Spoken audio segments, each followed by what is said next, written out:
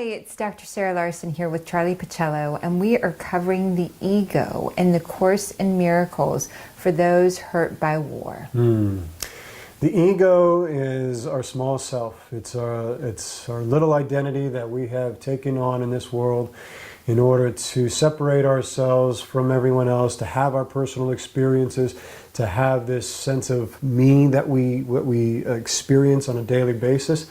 However, it can lead us to do very insane things. It sees ourselves as separated. It sees ourselves as alone and isolated, having to defend itself from attacks from all around.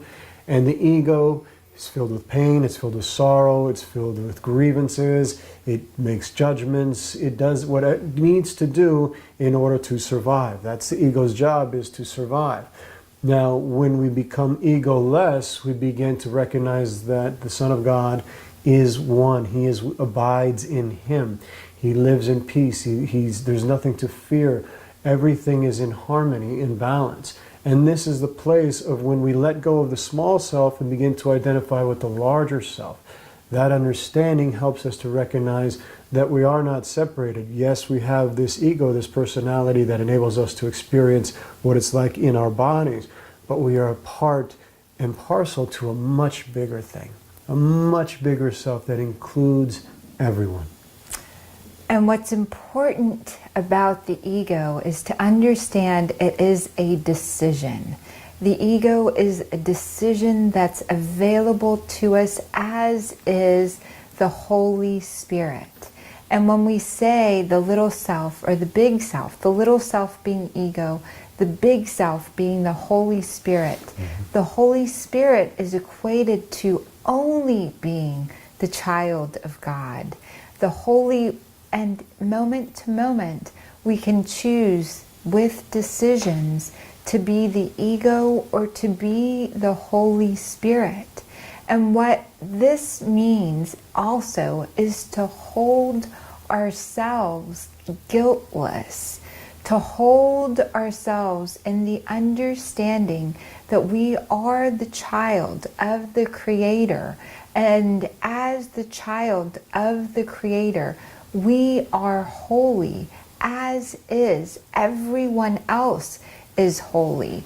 And the ego would have us decide that they're in some form different and not available. They, the outer, someone else, some moment, some separation from what is actually occurring right now, is filled with something that this moment is not filled with.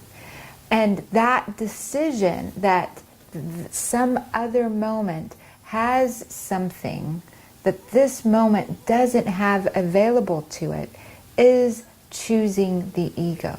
Choosing the Holy Spirit is to see the completeness, the wholeness, and to be in the moment, playful with it, and responding to one another, responding to the air, responding even to your own thoughts as part of the whole connected, all of it. The only difference between that which created us and what we are is that which created us created us. We didn't create it. That's the only difference. The Holy Spirit infuses us and is a decision.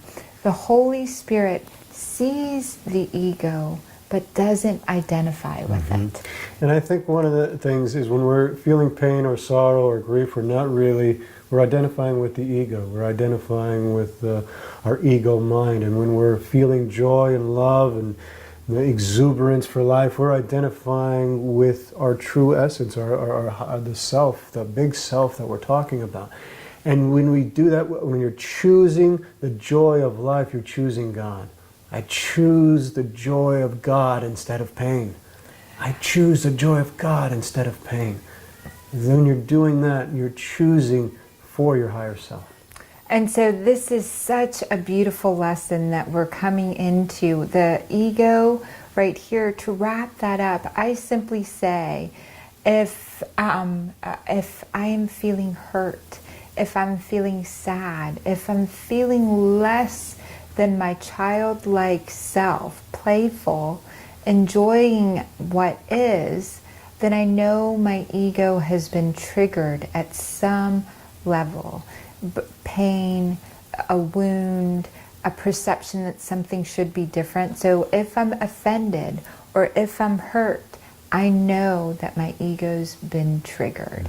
And so in the next lesson, we're going to cover sinlessness. And we'll dive even more into this one a little bit. And so we're so glad you're with us.